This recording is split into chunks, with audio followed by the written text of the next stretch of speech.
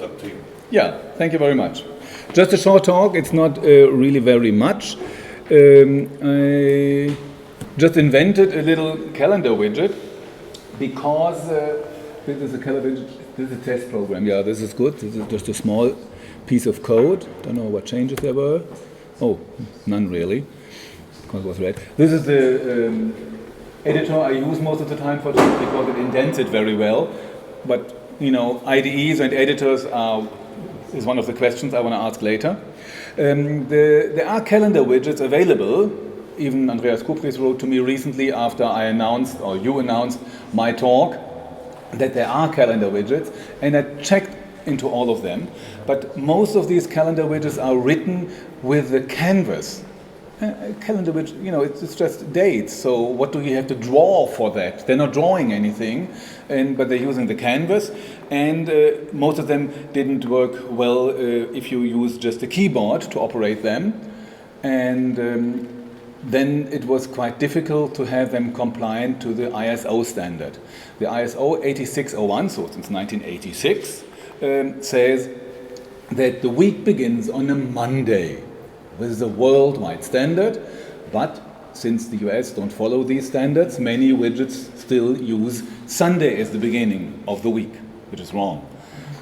And sometimes they were not localized, they didn't use a message catalog, and therefore I decided, let's try to write your own calendar widget because I wasn't satisfied. It's not something big and fancy and so on, but I use it in one of my applications now, and it seems to work. Yeah, it's a very small thing now here, just a small application. I write also the date itself in ISO 8601 style, because that is what, for instance, databases need, and what is also the correct way of writing a date according to the DIN 5008 for writing letters. Although, you know, most secretaries are very difficult to convince to use it, although it has been a standard since, I think, 99 or 2000. Most people still in Germany write the old way, day, dot, month, dot, year, instead of year, hyphen, month, hyphen, day. But still, I don't want to make any compromise. I just want to have the international way of writing a date, because otherwise you always have confusions, especially between British and American English, because it's basically the same language, although there are some differences. But if you have a date like 03, 04, 07, you don't know what it should mean. The only internationally accepted way of writing a date, which is not ambiguous, is the ISO style. And I don't want to see or show anything different.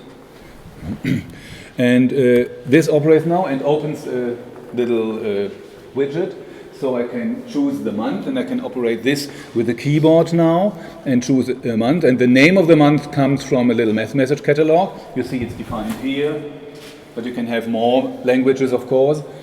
And yeah, so and the year can be just added or subtracted, and of course you can continue here, and if you choose one date, it goes back to the calendar widget, to this entry. This is basically an entry, and of course you can go inside and also use something different.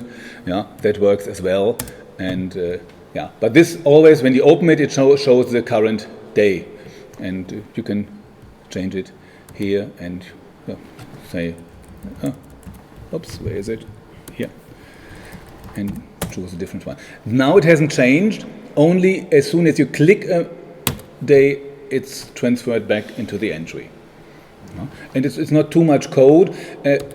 I use it only in one application right now, and I'm just considering of publishing it. You know, just remove some rough edges maybe, and then publish it. I have a problem on KDE, for instance. On KDE, it won't open. It's very funny. It works fine on Windows. It works fine on Ubuntu, and but on KDE, you click on the little arrow, it doesn't open. Or maybe it opens and closes so quickly that you can't see it. But I haven't checked into that. I have to get a computer with KDE and to try that. Have you tried it on OS 10? I think, yes, we tried. I'm not sure. We tried the application once, but I'm not sure, that was quite some time ago, whether I already had that widget or not. Because the Mac people are usually very picky about how something looks. Yes, of course. Yeah. And I would be interested to see how we can try in a minute. You have your computer there. We can try it. It's pure TclOO code, of course. Yeah, sure. There's nothing special. And what you see is only an entry and just here, combo box, another entry, and these are just ordinary simple. I think it's buttons or labels. I don't even remember. Very simple. Just you have to do the calculation that you show only the days that exist in the respective month. That's and the Monday, Tuesday, Wednesday stuff, what is it? What kind of widget? I think it's also, that must be a label. It can't be a button because, of course, you can select them. Yeah. I think this is also a label, yeah. The days are also labels, but they're clickable. And the whole thing, just a frame? Or yes, that is frame. Just that you don't it's an ordinary top level, but it's the override redirect so that it doesn't have a decoration. So that might be the problem in KDE because there's a pop-up blocker in KDE. I also had a problem with that. That a system setting that it blocks unwanted pop-ups. In case it's a wanted pop-up. So. I used similar things like tooltips in KDE before, but that was several years ago. If they introduced that recently, because I haven't been using KDE for quite some time, that may be the case. Yeah. That's a good hint. I'll check into that, and then I have to find out how to avoid that I can open this pop-up. It's not really a pop-up, of course. It's a new frame. Yeah. Yeah. That's it. Told you about a short talk, and this is just a test program. The test program is quite short. It just defines things in the message catalog. Introduce another language, and that you have the calendarWidget in the namespace, a date entry, and of course you name it somehow. And this is the variable which will take the date string, and then I pack it, and that's what you saw. And the code itself isn't. Center. I don't know that. Sorry?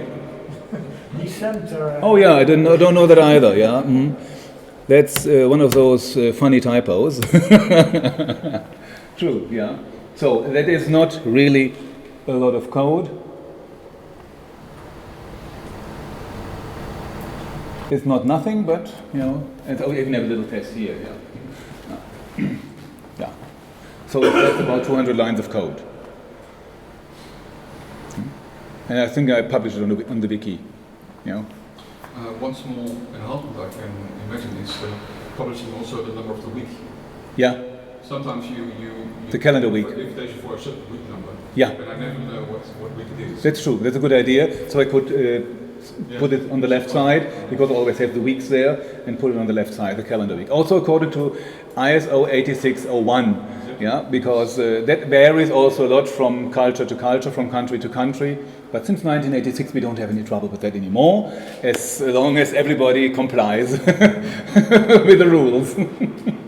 But that's very, very difficult, they actually use the old traditional German way of telling which calendar week it is.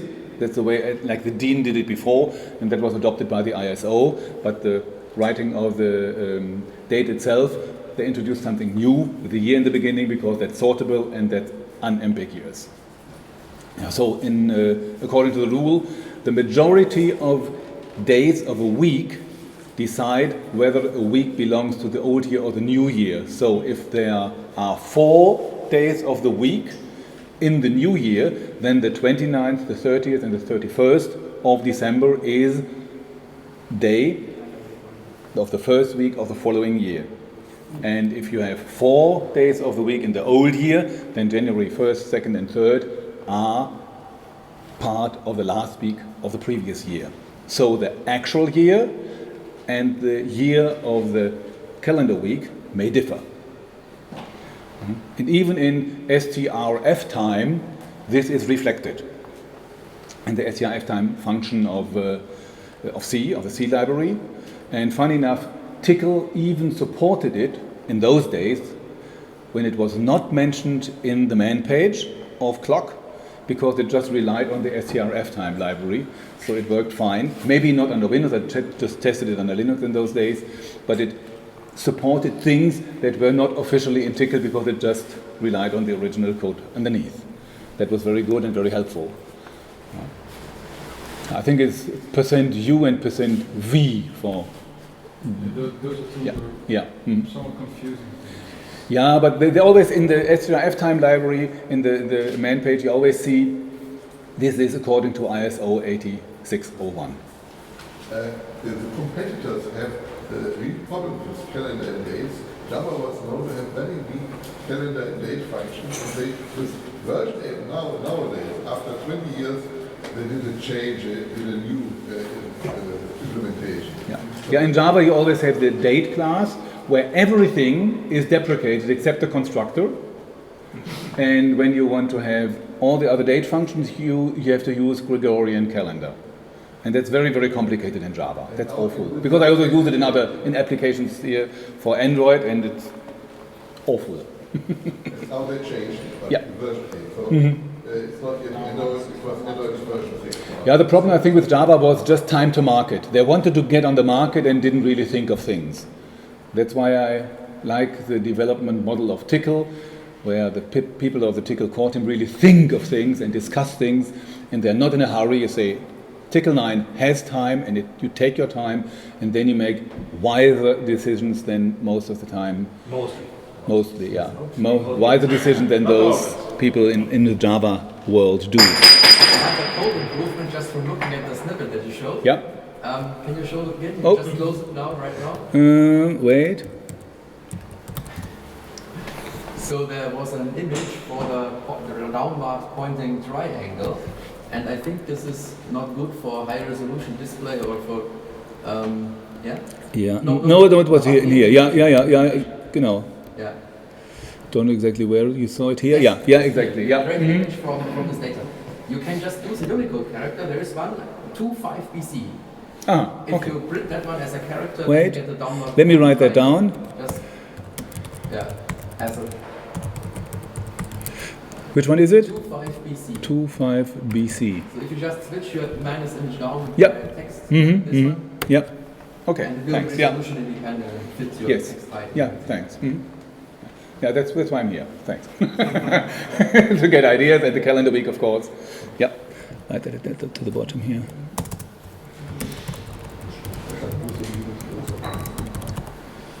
Okay. I hope you convince him to implement SVG. I like SVG actually. And I create SVG, I just use OpenOffice or LibreOffice Draw and then extract the SVG from the drawing. Use that elsewhere on the web pages. Great. Yeah. And now I've collected some questions, and maybe you can help me, or maybe you have good ideas, good solutions, or maybe you have more questions we can discuss. Is this the best way of importing CSV into a nice dictionary? Or is there a far better way? So I open a file, and then I get the field names from the first line. That's why I have the get file, and I split this at the comma. And then I, see, append this to the fields variable, so that I have the field names here, and then I read the file itself and I assign it that way. Is there a far better way? You know, I always tell myself what I'm closing. That's why it looks a bit funny to you maybe, because when you have long stripes of code, I always like to know what is going to close here. Other languages, the modular 2 I used before, that enforced this, and I still kept the habit. The problem here is that you don't support all the nifty details of the CSV, like the parentheses, rules, and all this stuff. No, it's easy, easy, comma separated things. Yeah.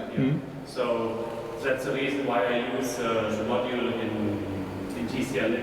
Yeah. So the CSV module. So you are. I wasn't aware of that. Yeah. Is that a special module? Especially if you have codes around some stuff and you have a comma within the code, there Yep. are problems. Yeah, that will break this one, of course, yes. So it is a package require what? CSV. CSV. Yeah. You need TclOO. Yeah. Okay. Yeah. Thanks. So are you producing these CSV files, or are they from other sources? It varies. It's just a general question. No, but most of the time I have control over that. Mm-hmm. The main problem with CSV is that many people don't follow the rules. And there are so many to choose from. Just imagine when you have a Microsoft product and you produce CSV with the German version of Microsoft product, of course they don't use the comma as a separator. They are actually semicolon separated files, because in German we use the comma instead of the decimal point, and that would cause confusion. And therefore they use a semicolon. And that has to be, of course, if in the CSV module, I hope it is, that you can configure that. Right. And so I think the best way is anyway tab separated. Yeah. Also, if you have multiple lines within a field, yeah. So you have backspace, backslash n in there, it's the same. In CSV is aware of that. Okay, great, yeah. Mm-hmm. That can also cause trouble sometimes. It's true, I've experienced that as well. Okay, is there a way of getting the content of a table or a view, whatever you select, as a list? Which is again, no, to make it a bit smaller, you don't see the whole thing. List of rows, where each again is a list. If you use TDBC, there is an option as list to get the result as a list. In? TDBC, which is the front. No, I'm not talking about TDBC, I'm talking about the original SQLite.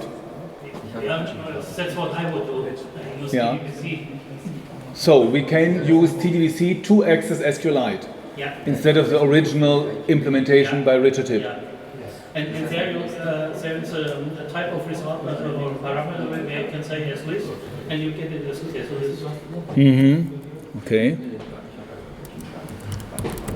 Although the SQLite interface is very nice. Yeah, otherwise it's very nice. That's why I'm using it. I prefer it.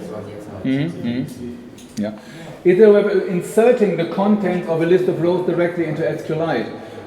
Avoiding SQLite injections and problems with special characters. Of course, I know you can use colon instead of the $sign, and then the SQLite library will do that. But sometimes you have not single variables for all the columns, you have just a list.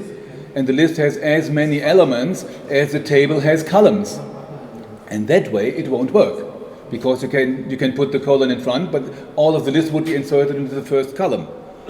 No? So first I would have to decompose the list into temporary variables, and then use the temporary variables all in the code with colon in front. Isn't there a load command in SQLite where you can tell the separated character and just load it into the table? Not as far as I know. I just want to do an ordinary insert. No? Yeah. That's an... Maybe I can load from a file, but that's a different story. I don't want to write it out to a file first. I have data in my program. Of course, I could write it to a temporary file, and that's different. No? Because what I do in my code is quite complicated. I really create variables. I call them val for value, and then it's val $I, so it's value 1 is the first, value 2, and then I use all these variables and insert them to avoid the SQL injection. I have a suggestion. You could use a virtual file system in memory and just load it as a file. It's a bit complicated, but maybe, of course, if you wrap it into a little procedure, that's possible. Yeah. Anyway, in the insert command, you have only processing line by line, so row by row, so you cannot avoid that from how it is. That's not the point. If you have a long list, you just make a loop. That's not so important. But I would use TDBC, which has things for that. Yeah. Because when you select with the SQLite, then you can loop over the result and have an array variable which has for every column an element which has the same name as a column plus one element which is named asterisk, which contains the names of all the columns. And therefore for selecting that's fine, but I want to have the inverse. Just have an array or a list and just throw it into an insert command. The TDBC also returns you the titles, you want to have the content. So maybe TDBC is a solution for that. Yeah. Okay. I made a note of that. Development debugging. What kind of debuggers are you using, or are all of us still inserting debug, little procedure which makes the puts of standard error on dev.tty? Is there any way of really debugging TclOO code, like for instance you debug Java code in Chrome or Firefox with real breakpoints and watch variables and conditional breakpoints and step in, step out, step over? Is there anything like that, which is standard in Java development in Eclipse or Android Studio and, as I said, Firefox and so on? Is NetBeans okay? There is a NetBeans TclOO debugger. Mm-hmm. Anybody using it? Usually I'm using TkCon just to modify some code. Yeah. Last year I have seen a guy in EuroTcl 2014 who modified the TkCon code editor to insert coroutine calls into the procedure. Mm-hmm. And then he made such a thing where you can step through the code by just inserting the breakpoints as a coroutine call. Mm-hmm. Mm-hmm. I don't recall who it was. What you're talking about? What are you talking about? There was some guy last year in EuroTcl 2014 who is not here today, and he pre-processed the code to insert coroutine calls for breakpoints. Okay. And he had modified the TkCon code editor so you can actually step through the code, and it worked amazingly well. He has shown it to me. Mm-hmm. It was really nice. We get an official speech, so it's online. No, not about this one. He just showed it to me during a break. I have to dig out, maybe I can... Yeah, maybe you can contact this person, that we can get it on the wiki or elsewhere so that we can, I can use it. license for the community IDE. Komodo. Questions. Yeah. It was quite nice, but we didn't upgrade for 3 years. So that's a commercial thing, yeah. And somehow I found this Komodo, I tried it, there's a trial version. I find it somehow a bit awkward what kind of things and technologies they mix in this thing. It's a bit funny. There is the TclOO div kit. There's a TclOO debugger in there. And, I use it as long as we make something with TclOO company. Mm-hmm. I found it quite useful. Yeah. Does it work with current versions of TclOO? Yes. It's still, Andreas released an update a couple of weeks ago. Mm-hmm. So it's working. So the TclOO dev kit is fine for that? Yes. Mm-hmm. But it's converted. Yeah, that doesn't help much, huh? Of course, I'm looking for a free solution, an open source solution for an open source development. And otherwise, I usually do not use a debugger. I write test cases as well. Yeah, but I think one thing doesn't rule out the other. Even if your test case, if it fails, you use the debugger to find the error, to correct it, and then your test case will succeed. What's the requirement? You need checkpoint, or I have a tracer which I call before my code, and which annotates every procedure and every set statement. And when I run my code through it, it produces 100. Of course, you could redefine the proc statement so that all procs are printed out, for instance. HTML page where it lists all procedure calls. It says how often called, how much time it took. It's nested. The statements are indented on the HTML page to show the code. And so it's quite easy to find if you have a wrong loop, or once we made some processing and I forgot to brace the expression. So this goes up in time. So it's nice, but it's not real debugger. So when you look at Firefox and debug JavaScript code, it's really, really nice. A question, is there a lint tool like PyLint or Java or C++ lint checker so that you get this awful syntax errors out? That's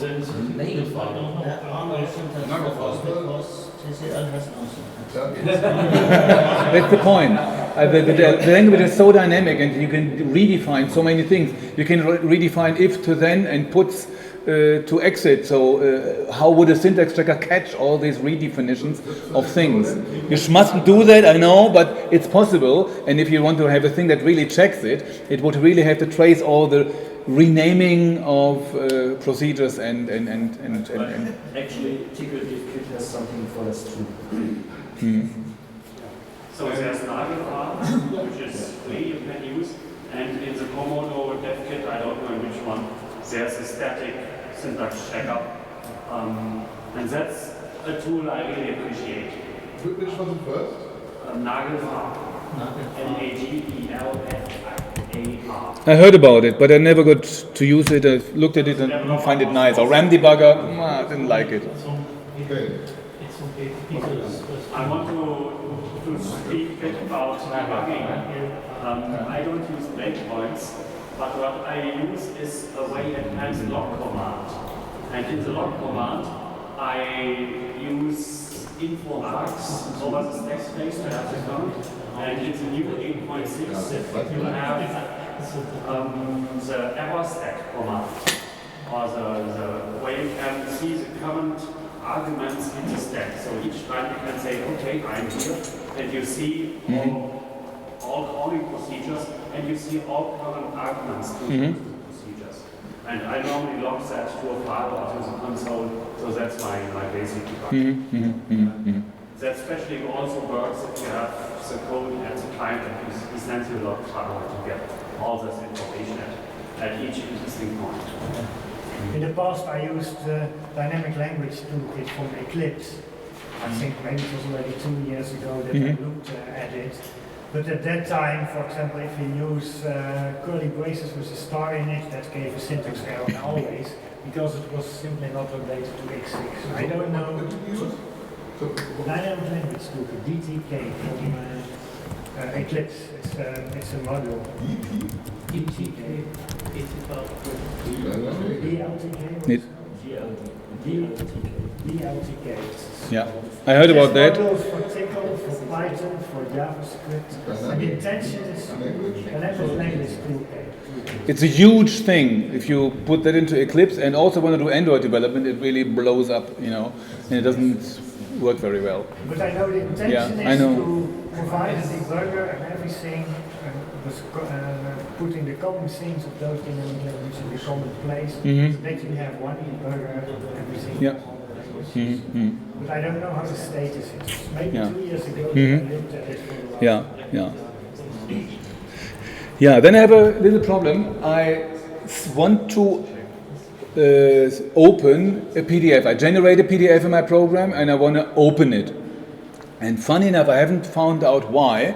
On some Windows versions or implementations, or at least computers that run Windows, it works fine. I make an exec of the command /c and the command start, and then my file name, and of course I put it into the background.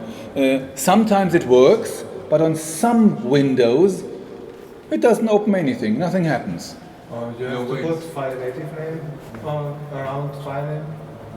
No, no, I don't think so. I know. Command is just for Windows 8. With 8.1 we have to tell command. No, just leave the command exit. Just say auto-exec okay. File name. Exec file name. A PDF? Yeah. No, what you do is you start command and command starts the program. I thought that the start command picks the PDF reader, which is set as a default. You say the file name in Windows knows what is associated with the file name. You don't have to start the file name. So you would say instead just like this? No. But like this? Just exec on a file name? I think he's... Yeah. Or maybe file native name that I could also, just in case it contains some slashes which have to be converted to backslashes or whatever. So that could be an idea. I normally use the command start okay. Auto-exec okay. Exec, square bracket, auto-exec okay, space, CMD. Okay, even more, wait. Anyway, you want to write it, there are pages and pages on this issue. I haven't found much about that. Because I'm always looking on the wiki. So you say exec and then Okay, the command auto exec under here, yeah. like this. Yeah. In brackets. In brackets. And while you have In bracket, this issue here, the whole thing in brackets. Just auto exec, okay. With the file name. Also underscore exit okay. The underscore is symbols, right? receive Oh, to Not bad. No. Under-exec underscore, okay. like this. No, the first Remove one. the first underscore. And close the bracket behind command. Here. Uh-huh. And the rest you would leave like that. So file native name maybe. I think that can always be included. JDS at CMD. So, I normally use start point exit and then the next parameters and titles, so you give two double quotes and then you give the file name. I don't use CMD I use start.exe, which also So you can use start X immediately. and then two quotes and then the file name. 2 quotes Einmal Double quotes. like this. yeah, like that. Yes, but just It has an empty parameter here. Yeah, it's the title of the window. You don't need it. Okay. But I could put a title, window title in here. Yeah. Anyways, yeah, but it is anyway not used. So. Okay. Yeah. Anyway, but Holger? it's not. I'm also using explorer.exe to open files. I don't remember why I first. Just tell me, exec. Yes, you're right. I was checking, I used I was checking now. No. Explorer exe. Explorer open for macOS and XDG open for Linux. Explorer exe /e and then what's this comma? Comma? Because yes, I remember Explorer. That's awkward. But then you have to out stuff with the spaces and yeah. Yeah.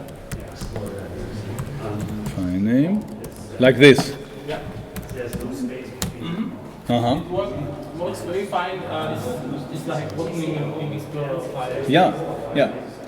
I want to actually simulate the double click you normally use on Windows. Yeah, you have to differentiate if it is a file or a directory. Oh, no, it's of course a file. It would be a PDF file. It would be a PDF file. It's twapi. Oh, yeah. Yes, that's what it does. Shall execute is that which comes double click. Then I would have to load the twapi extension, and then something.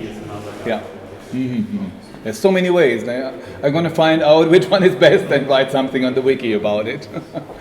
Yeah. But funny enough, on some Windows it worked. It worked on some Windows 7, it worked on some Windows 8.1, but it didn't work on some other Windows 7. I've wrapped this in procedure on OS 10. It's open, which is a double click, exactly. And on Linux, there's different ones. So for Mac OS 10, it's, what is it? It's open. Just exec or Exec open. exec open file native name? No, just one. In case, just in case. I think that's always better to have that. On Linux you can use xdd open here.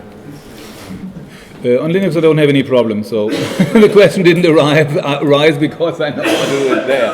Yeah, I don't remember what I do, but it works. Yeah, but it's always difficult because people have so many different readers. You have to somehow know which reader exists. Is there a way on Linux to get the currently set default reader? I think that depends on the desktop you use. Sometimes you have Evin, sometimes you have AcroRead, sometimes you have, I don't know. Is there a standard way of open a file in Linux? It's XDG open. xdg minus open. Also with exec? Yeah, sure. I mean, it's a like xdg minus open. so minus open. Yes. And again, file native name. I use it all the time from the shell as a command. Okay. Try this. So I have a nice collection. Yeah. Okay. That's fine. Okay.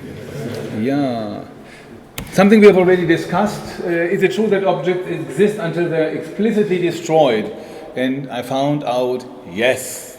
I'm experimenting a little bit with TclOO, and I found it a bit awkward because I'm used to Java and of course C++. And in C++ you create an object like an integer variable or a string or array or whatever you have, vectors. And as soon as the block ends, it goes out of scope, the destructor is called and it's gone.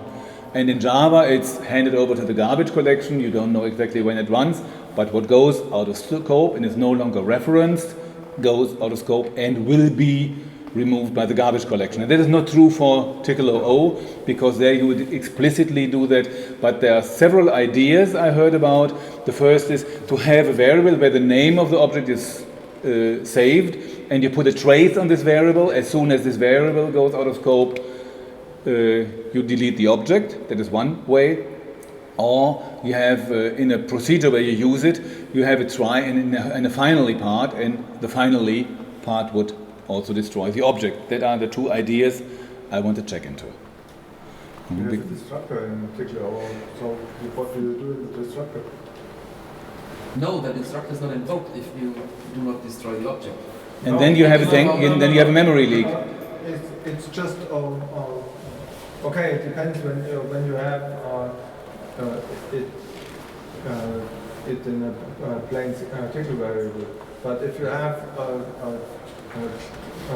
TclOO class and you have using another TclOO That's not the class question. object, then you can destroy it. That's different. in the destructor. I think that's not the question. It's about the same as RAII in C++. So you have a variable, and if it goes out of scope, it should go away. Like the usual tag, if you use a list in Tcl, then it also goes away if the procedure ends. And you want to have the same thing for a complex thing. Because objects in Tcl, they use the handle semantics and not the value semantics. It doesn't work like this. You have to explicitly destroy them. And the most portable way to destroy it in such a system like tracing is to rename it to the empty command, because everything like tk objects, everything interprets this as destroying the object. But you have an explicit destroy command. Yeah. So I would do, as you say, a variable. I have a small function which creates the variable and invokes the trace to have it destroyed when it goes out. Yeah. So in the official documentation, is there a destroy object? But you have to call it explicitly. It's not called automatically when the variable you use for handling the object, when it goes out of scope. But of course it mustn't always go out of scope. When you create an object in a procedure and return the object, then of course it must not go out of scope because it will be used in the future. So there are two different cases. And C++ has some very nice and tricky features to handle all this. When you return something, then you have some kind of move semantics that the ownership from the variable in the function is transferred to the object the return value is assigned to. And therefore you don't have to relocate memory, you don't have to copy anything, and that's a very nice solution. It might be that the ID of the object is written to a file, and then the procedure ends, and then another one reads the file, and yes, the ID wants to continue with the object. Yeah, in those cases, it mustn't automatically be destroyed, yes. But otherwise, when you just have a procedure that creates an object and uses it, and you do it naively as a Java or C++ programmer, you wonder why you get an out-of-memory error sometime. If you look deeper into Tcl, if you're using Tcl at the C level, if you're handling Tcl values, then there's a Tcl object reference count you need to handle at the C code. And what we're discussing now, you might implement a similar reference count for your object if you're giving it out from the procedure somebody else is responsible for this object, he might increment this reference count and decrement it if he isn't using it any longer. So that would be the safest to handle this. I think it's a bit complicated, but it's the only way to solve this problem. Yeah. Okay. And I tried to implement something like static class variable. So a variable that is not part of an object, but like a variable that counts how many objects have been created. Or when you have a bunch of accounts, that's a traditional example, you have a bunch of accounts, you create new accounts, and the total value, total balance of all accounts is in a class variable. And I tried to use that in TclOO and it didn't work. I don't know why. column object defined. And then you can... In fact, you use a namespace for that. Namespace variable. Namespace variable does that. Yeah, that's fine, but it doesn't work in a class. And I want to have the same kind of thing. With object defined, you can do all the things without what. So it's like static in C. column, object defined. Look into that. Of course, I've read that many times, but I haven't associated that with creating a static variable in the class. You have the static methods there, you have the static variables there, you have everything there. Okay, I check again. Because sometimes it's very handy. You can use then the class name, and the class name is treated as an object, and you have for this object all these things that you define. It's methods, it's variables, it's whatever. So you can treat the class as an object. Yeah. And where do I call this object define? With the class name, as you have class name, method, or class name variable.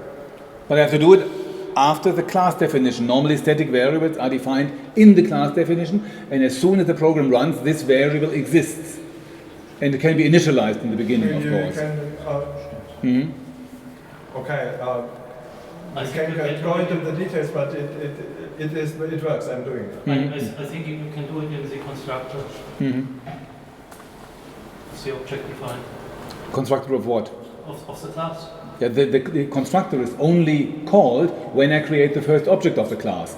But static variables exist before any object is defined. You have a balance of 0 in the beginning. If you have no accounts, maybe. You have to the class is of an object, and if you create an object, you make an instance. So that's a different kind of terminology. Where you say in C you have a class and an object as an instance. We say here the class is the object, and if you make multiple instances, you have instances of the object. So the object is the one describing thing, which you can already use. And so if you say object define, this is the masterpiece. Okay, I'll check into that. Okay, then I was using or trying a bit with Tcl HTTPD, but I heard there are WAB and Wibble, and I checked into those as an alternative. But basically I found the Tcl HTTP not bad, but for about 10 years it hasn't been developed. I was asking, what are you using as application, as server for Tcl? Of course you could use Rivet or CGI Tcl. What are you using for that? If you need web services or web pages, you construct with Tcl. Or aren't you doing anything on the web? I'm using Apache and Rivet. Apache and Rivet. Yeah. I'm using Script. It's just half page. So a tiny server. Yeah. I have written. Okay. Basically, when I looked at TclWS web services, there was one in, and it was really buggy, and I debugged this one, and then I just continued with that one. Just want to know about experience. And when I tried to use it, it took quite some time, about a day, because I had to change limit C and encrypt C. This is the only parts that are written in C and not in Tcl itself. The server itself is basically written 100% in Tcl, but it uses 2 modules, and I had to change it. The limit and the encrypt things just crashed. They still used object define, and it used TclOO command and not TclOO object command, and I changed that. And then there's a problem with the TLS version. I had a problem recently with a little TclOO script that communicates with an IMAP server, and it used to work until about 3 months ago. 3 months ago it stopped working all of a sudden because at Strato, which is a German provider, Strato.de, they changed and don't accept the old ciphers due to heartbleed and so on. And it just ceased to work. And of course my customers told me after a while, lots of failed communication processes had piled up. And this is because in Ubuntu 15.04 they still use 1.6 and not 1.64. They changed everything, and of course normally you deactivate SSL v1, v2, v3 and only allow TLS 1.2. I compiled it myself and used it, it works, and I also communicated with the people that filed a bug on Launchpad for Ubuntu, and I also had a mail contact with a guy who is maintaining this because it's I think in multiverse, it's not in the core of Ubuntu, and it will be updated to 1.64. I have one question also about this HTTPD. I'm using it to communicate with my server over TLS. Mm-hmm. And what would be the difference if I specify a certificate? You avoid man-in-the-middle attacks. Okay. So any server could impersonate your server, and when you try to, and if he changes the DNS, then you get the wrong IP address, and then you connect the server, and if you don't check for any certificate, then any server could make a man-in-the-middle attack and maybe get your passwords. Okay, I tried that, specifying a certificate file, I didn't succeed.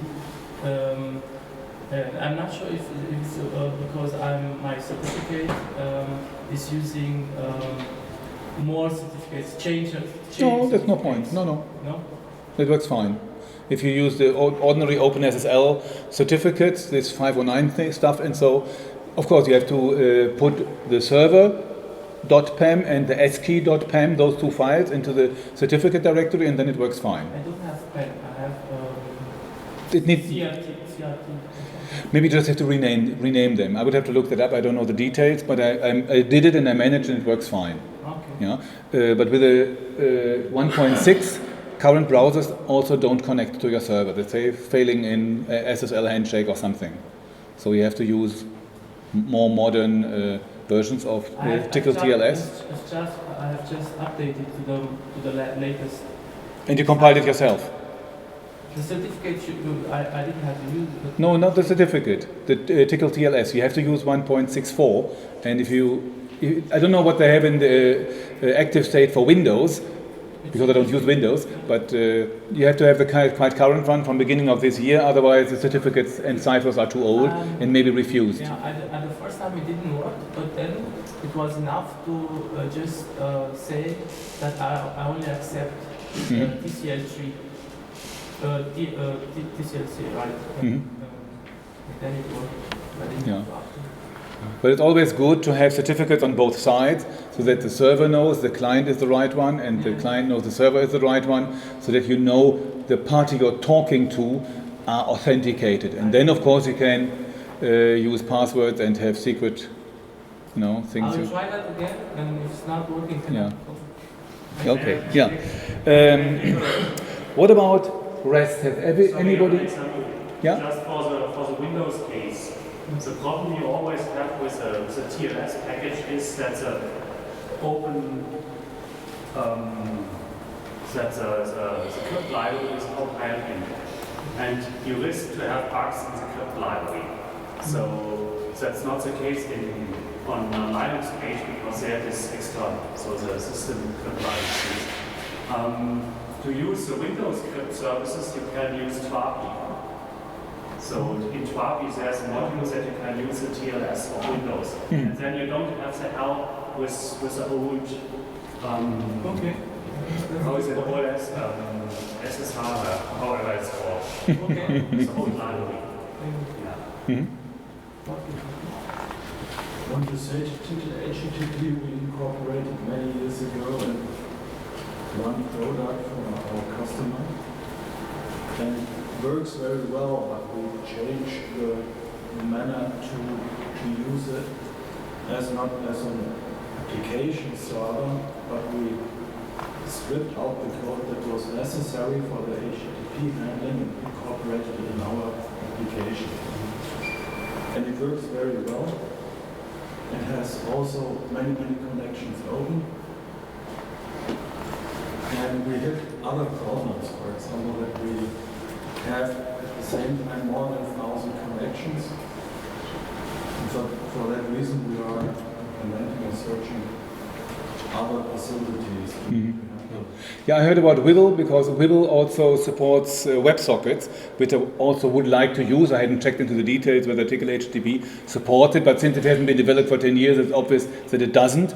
But if there is a solution that can do that, I would really appreciate it and use then JavaScript on the client side and Whittle on the server side, and that would really do it. The nice thing about TclHTTP is that it's also an ordinary web server. You have your HTML, your all the other stuff, and can serve that as well. Static pages plus the things that really come from Tcl.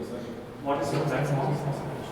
Our platform is Unix, is Linux, and was basically we used Linux because of the support of for our knowledges.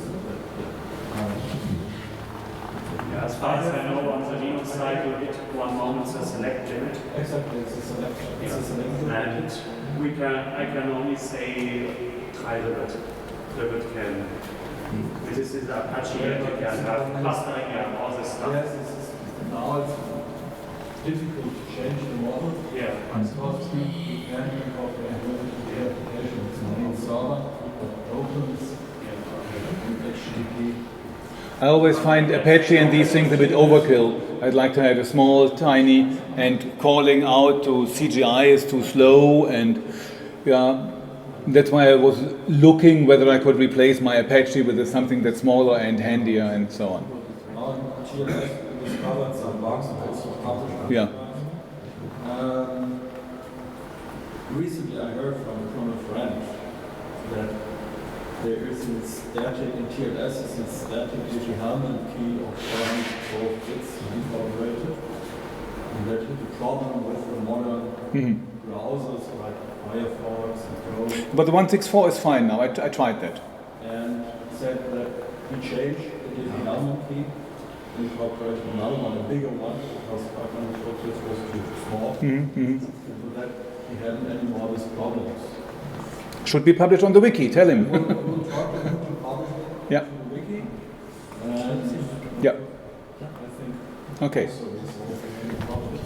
I'm at the moment implementing, I'm embedding Tcl into Nginx for resolving this problem that we have with all those connections. And to use also modern protocols, like for example HTTP2 or Speedy. No, Speedy is dead. Yeah, has been stopped. The project has been stopped.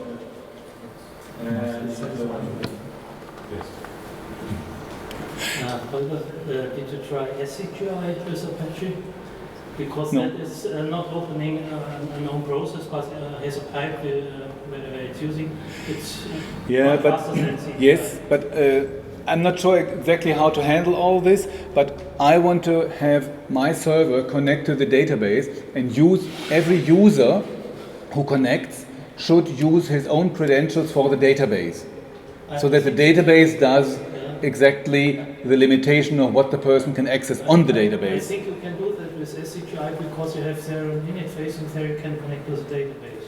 Yes, but if you have one process and that's used and that has a permanent connection to the database, and if you then have several people connecting it, they all use the same connection. Like for instance, if you have the normal content management systems, they all have one connection to the database, so one credential for the database, but not for every single user. All the user handling and the user rights handling takes place in the application code, and I want to have that in the database, that every user identifies himself, and that the server keeps that. In SCGI you can open different connections and just remember the info, and then could use different processes for using the database.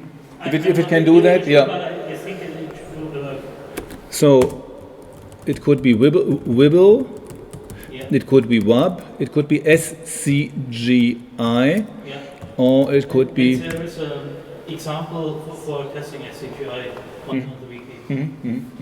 And there is this new thing also that that girl from America announced a lot of the chat last year. What was the name of the talk?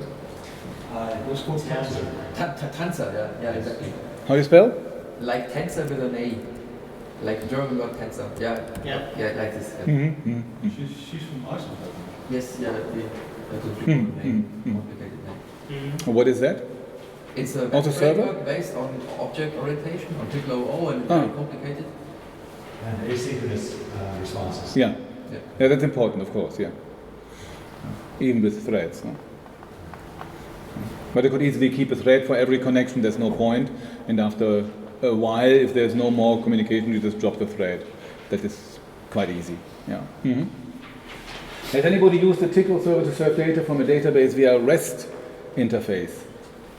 REST is so common and used everywhere in JavaScript with Meteor, with Firebase, with parse.com, and all these things use REST, and it's used to loosely have systems communicate. Is there any standard for that, any code for that, for using REST? Most of the time they send the data back and forth in JSON, which is somehow quite similar to dict, but in the end it's different. No? And you can use JSON from TclOO. Yeah, of course. Yeah, but you always have to move it from the JSON representation into a dict or whatever, and back and forth, and that doesn't make it faster. I've never used it, so. Yeah. But actually, you have to use something like JSON, because otherwise JavaScript on the front end won't understand it. So there's no way around that. It would have been very nice if you had, something really in TclOO that immediately uses something like JSON, so that you don't have to, convert the data so many times. But unfortunately, the TclOO dict wasn't adopted by the JavaScript people, so they invented their own. And there, of course, you have to have the reformatting from one to the other. Although they're quite similar, by the idea is similar. But they have the colons, they have the quotation marks, they don't have curly braces, and that's the big difference. Okay, I think that were my questions. Any other questions? We did not answer the question about favorite editors. Yeah, that were the IDEs I had before, but we heard Eclipse plus the Dynamic Languages Toolkit. Yeah. What was your editor? That's something very, very old. It's called ASED. It is actually... Is it still open? No. It is very, very old. You can open it just like this. Opens the last thing. It is very nice in that it can reformat and that it really makes it a bit colorful. That is not bad, and it really understands the namespaces and the procs, but it hasn't been maintained for about 10 years. No? But for small projects, it's quite handy. What I would like is what the comfort you normally experience in Eclipse or Android Studio or similar, or maybe NetBeans. Like, you have a procedure here and tell me, where is this procedure used? Or when a procedure is called, where is the definition of this procedure? So one click and you see it. Or even when you're hovering over a procedure call, and then you have a little kind of pop-up and it shows the code, or at least the beginning of the code, the definition of the procedure. Maybe even with the command lines in front of the definition. That is the comfort I'm looking for. And of course, it includes some of that. So, like for instance, you say, see, I just keyed in PU, see where the cursor is, yeah. So it knows some of the commands, or when you write while, Yeah, and see, see, it already does part of this. So it does some kind of code completion. But I expect more code completion. In Android Studio or so, you have code completion not only for the base language, but for all the libraries, all the packages you have imported. You have the whole code completion. And when you write the name of a method call, then of course you have the kind of tooltip that shows you the whole parameter list. I think the problem is the dynamic nature of the language. You can have procedure definitions wrapped inside some other command where you don't see it. I know. It's even a procedure. But if it at least did the standard thing and see this kind of proc, if I write proc and this and this and this, if those are realized and included into the tooltips, I would be, very happy. Of course, if you have a source command, or you open a command and eval all these things, that's a bit difficult for an editor to see. But even the standard things, because I make a package require, and of course it should understand the package require and then also scan it to have a notion of what is done there. That would be enough. I myself, I'm currently very happy with Genie, which seems to be on the same level as what you're using here. And Genie, for example, does recognize procedures too. And if I'm using snip, then snip procedures aren't recognized. I don't know how they are defined. Maybe they are defined in a certain way that it cannot read. What's the name of the editor? Genie. Geany. Oh, Genie, you mean? Yeah, Genie. Yeah. I also use it many times, but it doesn't do the indenting very well. Like I said, we could also use sublime text. Yeah, which is a commercial product. It's not. I don't. In principle, you don't have to buy a license. It's only if you want. So it's half commercial. Yeah. But Genie is not bad, but it's not as colorful as AICD. See, it doesn't. Okay, you see the comment, but the rest is totally black. It's not colored. No, and that's not really what I expect. And the folding doesn't work properly. No, here it works, but it doesn't always work properly. So you can kind of fold it, but not. And the AICD has no folding. That's the point. You have no folding. That's not so good.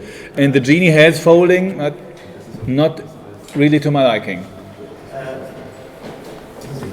If you pimp your code a little bit, you might get the folding better, because I experienced that comment marker before closing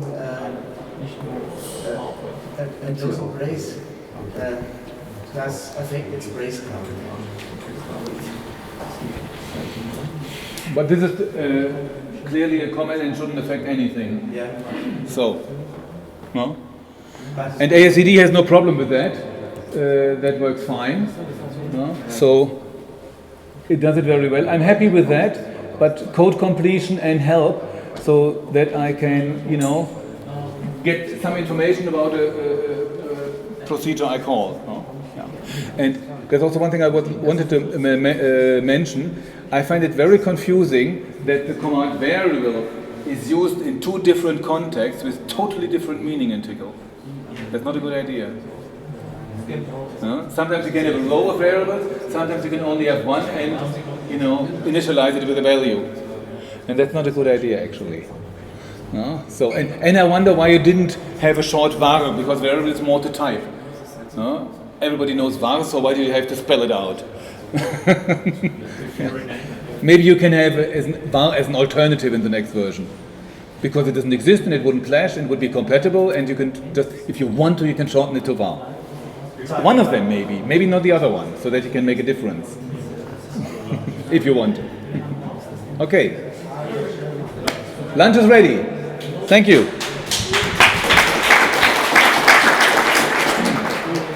If you have command completion, it doesn't matter very much. It doesn't matter.